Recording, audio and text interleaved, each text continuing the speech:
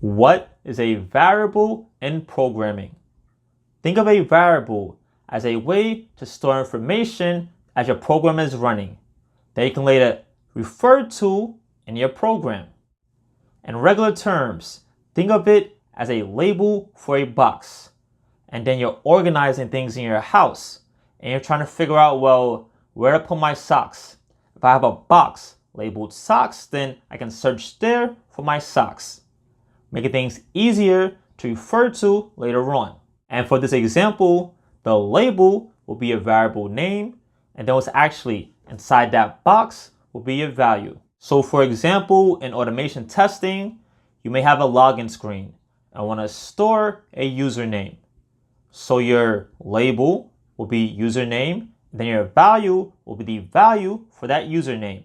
Maybe it's Jack or Jill or Jason at gmail.com. Another example would be maybe a password. Your password is your variable or label, and the value that it holds is your strongly 16-letter password that they make you do for login screens nowadays. This is very important for automation testing because we constantly store labels and values for things like usernames, passwords, URLs, APIs and their responses, and so on. A few key things to remember with variables. You want to make sure that your label is descriptive. Going back to our sock example, I'm labeling that box socks. If I label that box cat, but I have socks inside of it, it defeats the purpose and makes referencing to it later on very challenging. So remember, make sure your variable names are descriptive.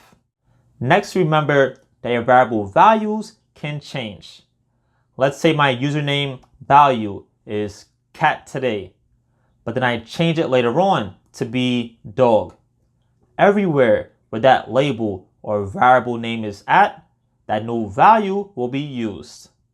So now to recap, think of a variable as a label for a container, and a label name is your variable name, and whatever is stored inside that container will be a value associated with your name for your variable.